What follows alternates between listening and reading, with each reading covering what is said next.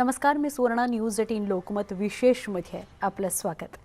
Mumbai cruise drugs प्रकरणाला आता वेगळं वळण लागलंय, कारण या प्रकरणातील साक्षीदारानं थेट अंमली पदार्थ विरोधी पथकाचे विभागीय संचालक समीर वानखेडे यांवर आरोप केलेले आहेत। त्यामुळे हे हाय प्रोफाईल प्रकरण आणखीनच गुंतागुंतीचं बनलंय। पण ड्रग्स प्रकरणातील साक्षीदारानं हे आरोप करण्यामागचं नेमकं कारण काय? किरण गोसावीची या प्रकरणामध्ये नेमकी भूमिका काय आहे? खरंच या प्रकरणात पैशांचा व्यवहार झालेला आहे का? या आरोप प्रत्यारोपामुळे ड्रग्स प्रकरणाचा तपास भरकटणार तर नाही ना? या सगळ्या प्रश्नांचा वेध घेणार आहोत चक्रव्यूहात वानखेडे या खास कार्यक्रमात।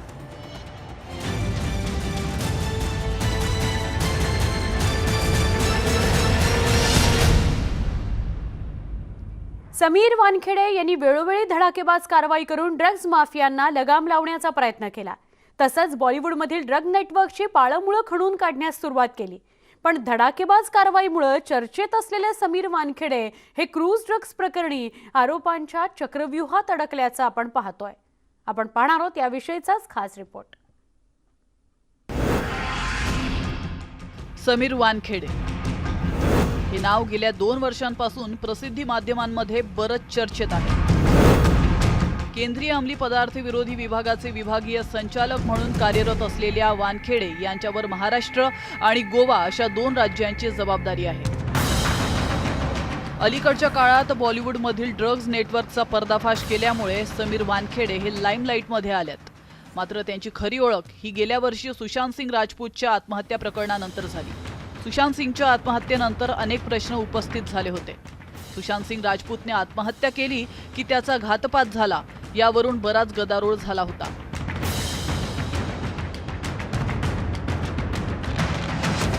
सुरुवातीला मुंबई पोलिसांनी या प्रकरणाचा तपास केला, मात्र मुंबई पोलिसांच्या तपासावर सुशांतच्या कुटुंबियांनी प्रश्नचिन्ह उपस्थित केलं होतं। तसंच बिहारमध्ये रिया चक्रवर्ती विरोधात तक्रार दाखल केली होती। त्यामुळे हे प्रकरण सीबीआय कडे सोपवण्यात आलं होतं। पण त्यापूर्वी राज्य सरकार विरुद्ध केंद्र सरकार असा सामनाही रंगला होता। केंद्र सरकारने सुशांत सिंग राजपूत आत्महत्येचा तपास सीबीआय कडे सोपवला। तसंच या प्रकरणातील आर्थिक व्यवहारांची ईडी मार्फत स्वतंत्र चौकशी सुरू करण्यात आली होती। ईडीच्या तपासादरम्यान या प्रकरणातील अंमली पदार्थांचा अँगल समोर आला आणि इथूनच केंद्रीय अंमली पदार्थ विरोधी पथकाची त्या प्रकरणात एंट्री झाली। सुशांत सिंगच्या प्रकरणात अभिनेत्री रिया चक्रवर्तीसह डझनभर लोकांना ड्रग्ज प्रकरणी केंद्रीय अंमली पदार्थ विरोधी पथकानं त्यावेळी अटक केली होती। खरं तर त्यावेळी समीर वानखेडे यांचं नाव पहिल्यांदा चर्चेत आलं। पण सुशांत सिंग राजपूत आत्महत्या प्रकरणातही समीर वानखेडे यांच्या तपासाविषयी प्रश्नचिन्ह उपस्थित केले गेले होते। कारण रिया चक्रवर्तीच्या घरातून कोणत्याही प्रकारचं अंमली पदार्थ जप्त करण्यात आलं नव्हतं। मात्र तिच्या मोबाईल फोनमधील व्हॉट्सअप चॅटच्या आधारे केंद्रीय अंमली पदार्थ विरोधी पथकाने 2 दिवस चौकशी केल्यानंतर 8 सप्टेंबर 2020 रोजी रिया चक्रवर्तीला अटक केली होती। ड्रग्ज खरेदी करण्यात सुशांत सिंग सोबत रिया चक्रवर्तीचा सहभाग असल्याचा दावा तपास यंत्रणेनं कोर्टात सादर केलेल्या रिमांड रिपोर्टमध्ये केला होता। या प्रकरणी रिया चक्रवर्ती 1 महिना तुरुंगात होती। जवळपास महिन्याभरानंतर उच्च न्यायालयाने तिला जामीन मंजूर केला। खरं तर रियाच्या अटकेनंतर बॉलिवूडमधील ड्रग्ज प्रकरणाची मोठी चर्चा झाली। तसंच चंदेरी दुनियेतील अनेक बड्या सेलिब्रिटींची केंद्रीय अंमली पदार्थ विरोधी पथकाकडून चौकशीही करण्यात आली होती। दीपिका पदुकोण, सारा अली खान, श्रद्धा कपूर, रकुलप्रीत सिंग अशा अनेक बॉलिवूड अभिनेत्रींची केंद्रीय अंमली पदार्थ विरोधी पथकाकडून चौकशी करण्यात आली होती। तसंच त्यांच्याकडील ड्रग्ज विषयीचं व्हॉट्सअप चॅटही व्हायरल झालं होतं। त्यामध्ये ड्रग्ज खरेदी तसंच ड्रग्जच्या देवाणघेवाणविषयी उल्लेख आढळून आला होता। मात्र या बड्या अभिनेत्रींच्या चौकशीनंतर पुढे काहीच कारवाई झाली नाही। त्यामुळेही केंद्रीय अंमली पदार्थ विरोधी पथकाच्या तपासावर सवाल उपस्थित करण्यात आला होता। आता आर्यन खानच्या अटकेनंतर समीर वानखेडे यांच्या तपासावरून वाद निर्माण झालाय। मुंबईतील क्रूजवर छापा मारून समीर वानखेडे यांच्या पथकाने आर्यन खानला ड्रग्ज प्रकरणी अटक केली। आर्यनच्या अटकेनंतर बॉलिवूडमध्ये एकच खळबळ उडाली होती।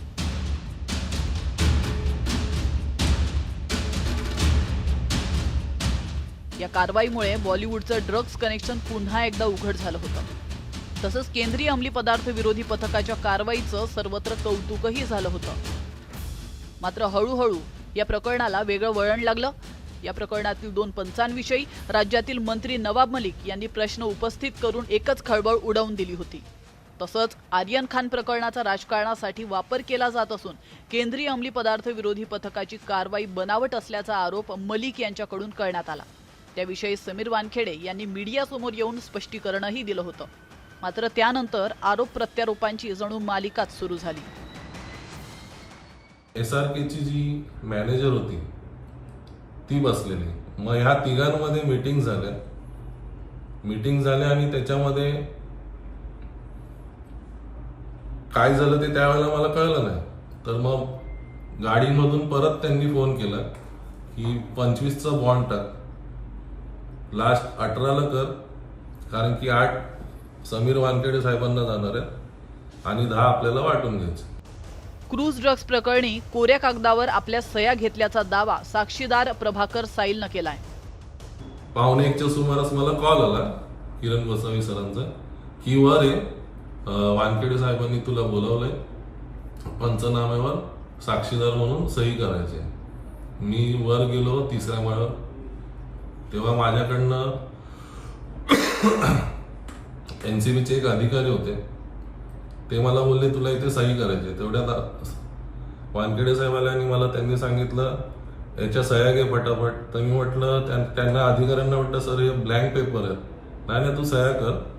मला कमीत कमी 9 ते 10 पेपरवर माझ्या सह्या घेतल्या गेल्या.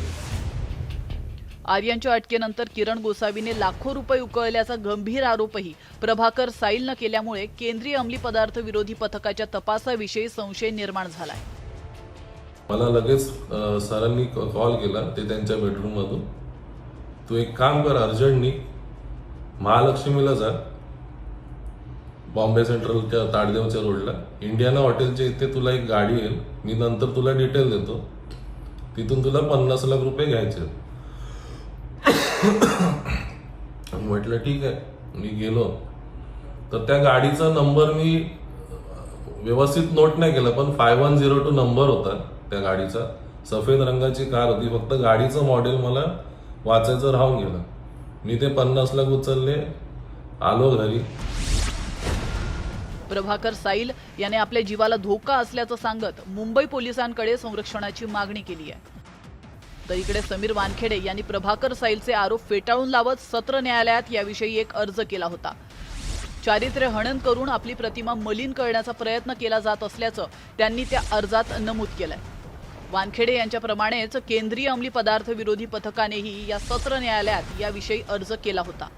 तपास अधिकाऱ्यांवर दबाव आणण्यासाठी अशा प्रकारचे आरोप करण्यात आल्याचं NCBनं आपल्या या अर्जात म्हटलंय. प्रोसीजर है वो हम कर रहे हैं, उस पर अभी मैं कोई कमेंट नहीं करना चाहता हूँ. सारी चीजें माननीय न्यायालय के सामने लंबित हैं, तो उस पर कमेंट करना मेरे लिए उपयुक्त है. 2 एफिडेविट है, लेकिन उनके विषय में आपसे शेयर नहीं कर पाऊंगा. एकीकडे ड्रग्ज प्रकरणाचा तपास सुरू असतानाच दुसरीकडे केंद्रीय अंमली पदार्थ विरोधी पथकाचा तपास वादात सापडल्यामुळे या प्रकरणाचा गुंता आणखीनच वाढलाय. Bureau report, news 18 Lokmat. Drugs प्रकरणातील पंच आणि किरण गोसावीचा अंगरक्षक प्रभाकर साईलच्या आरोपांमुळे या प्रकरणातील पेच आणखी वाढलाय. तसंच या प्रकरणावरून राज्यात राजकारणही सुरू झालंय. मात्र या सगळ्या आरोपांविरोधात समीर वानखेडे यांनी थेट सत्र न्यायालयात धाव घेतली.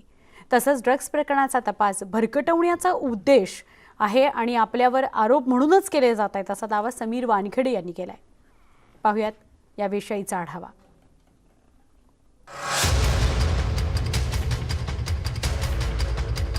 मुंबई क्रूज ड्रग्ज प्रकरणाचा गुंता दिवसेंदिवस वाढत चाललाय. या प्रकरणात आता रोज नवनवे दावे प्रतिदावे केले जात आहेत.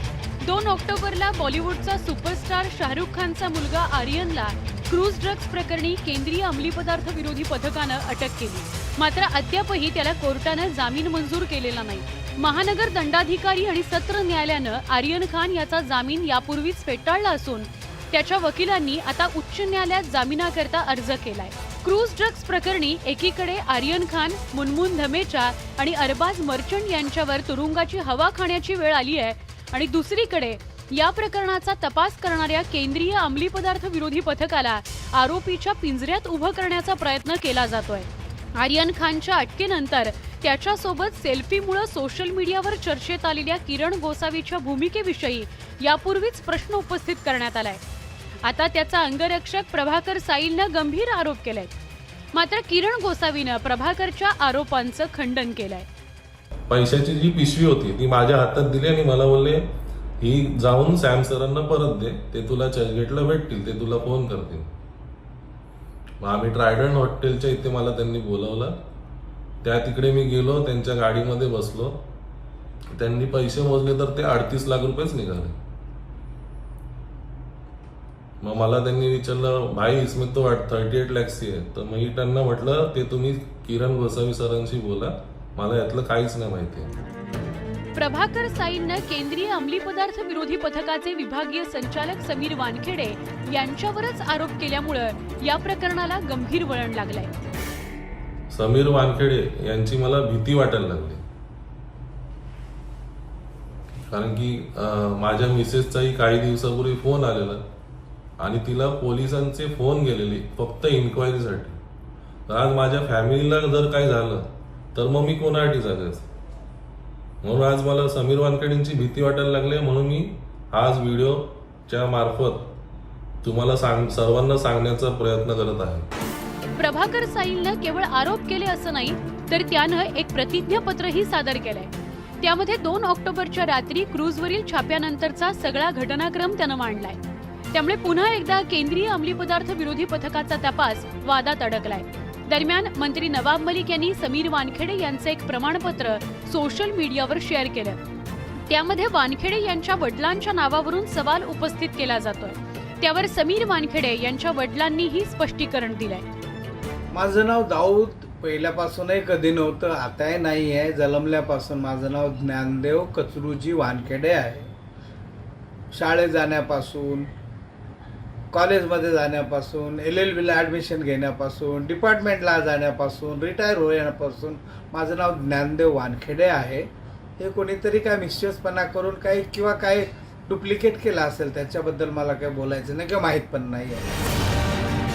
एकीकडे प्रभाकर साईलच्या प्रतिज्ञापत्रामुळे केंद्रीय अंमली पदार्थ विरोधी पथकाच्या तपासावर संशयाचं धुकं निर्माण झालंय, तर दुसरीकडे समीर वानखेडे यांच्या वैयक्तिक आयुष्यावरही अंगुली निर्देश करण्याचा प्रयत्न केला जातोय. त्यामुळे काटशह राजकारणात क्रूज ड्रग्ज प्रकरणाचा तपास मागे पडण्याची भीती व्यक्त केली जाते. अजित मांढरेसह bureau report, news 18 Lokmat, Mumbai. चक्रव्यूहात वानखेडे या विशेष कार्यक्रमामध्ये एक छोटासा ब्रेक घेऊ, लगेच भेटणार आहोत. पहा फक्त न्यूज 18 लोकमत विशेष.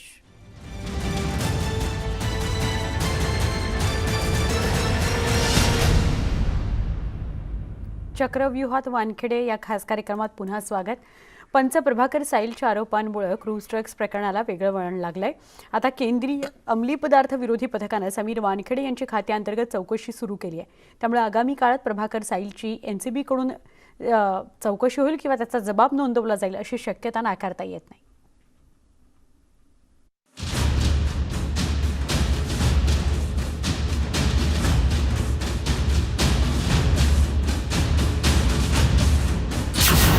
मुंबई ड्रग्ज प्रकरणाला वेगळं वळण.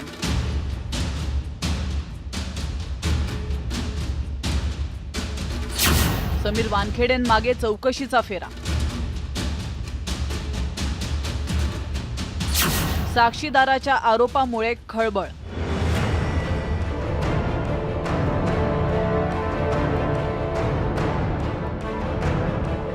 मुंबईतील क्रूज ड्रग्ज प्रकरणाचा पर्दाफाश करणारे केंद्रीय अंमली पदार्थ विरोधी पथकाचे संचालक समीर वानखेडे हेच आता चौकशीच्या फेऱ्यात अडकलेत. या प्रकरणातील एक साक्षीदार प्रभाकर साईलने समीर वानखेडेंवर गंभीर आरोप केल्यामुळे या प्रकरणाला वेगळं वळण लागलंय. प्रभाकर साईलच्या आरोपांनंतर अवघ्या काही तासातच केंद्रीय अंमली पदार्थ विरोधी पथकाने समीर वानखेडेंवर झालेल्या आरोपांची चौकशी करण्याचा आदेश दिलाय. एक हमारा स्वतंत्र गवाह था जिसने सोशल मीडिया पे अपना एफिडेविट सर्कुलेट किया था, जिसकी सूचना हमें हमारे उप महानिदेशक दक्षिणी पश्चिमी क्षेत्र श्री अशोक मुथाजियान जी से प्राप्त हुई है. हमारे महानिदेशक ने उसका संज्ञान लेते हुए एक इंक्वायरी मार्क की है जो सतर्कता विभाग डील करेगा। प्रभाकर साईल हा क्रूज ड्रग्ज प्रकरणात पंच आहे. तसंच तो पंच किरण गोसावींचा अंगरक्षक म्हणून काम करत होता.